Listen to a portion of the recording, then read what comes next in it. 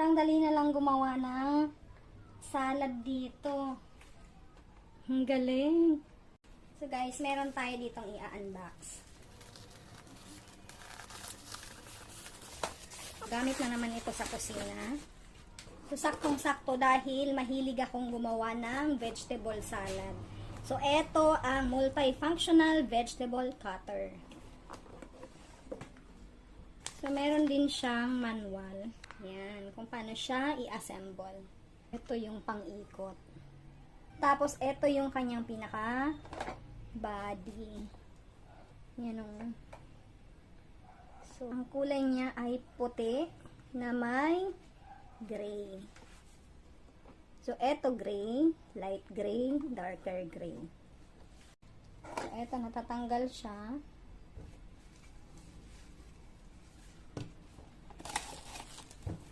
Ito yung kanyang mga blades.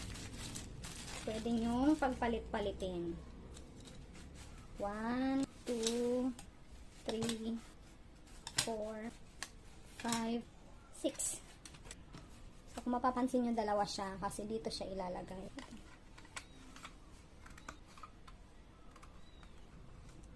Tapos, kabit na natin. Pasok natin dito.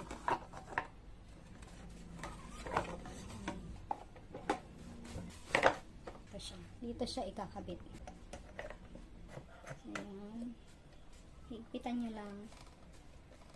Tapos yan. So, ganyan siya. Ayan. Pag-ikot. Ayan. Ayan. Tatanggalin nyo lang siya.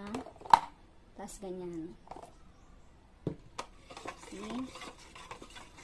Ganyan siya gamitin. So, uhugasan ko lang to at itatry natin. Mga mamis, nagpalit ako ng blade.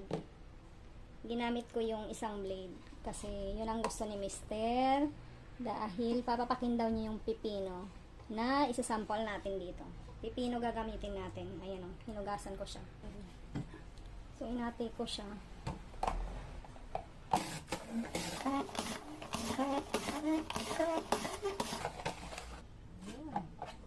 Ito na nga isa pa. Ang galing naman ito.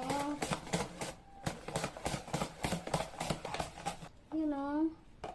So, tapos, pag may mga tira-tira, ayan. Sobrang dali na lang gumawa ng salad dito. Ang galing.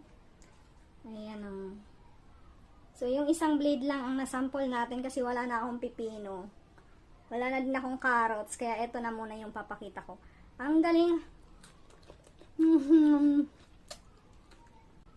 Mga mamis, try nyo to. Ang bilis na lang gumawa ng kani salad dito. Ayan o. So, ako kasi, ang ginagawa ko, iniisa-isa ko siya, kaya nakakaubos ng time. Eto, papadaliin nito ang trabaho nyo.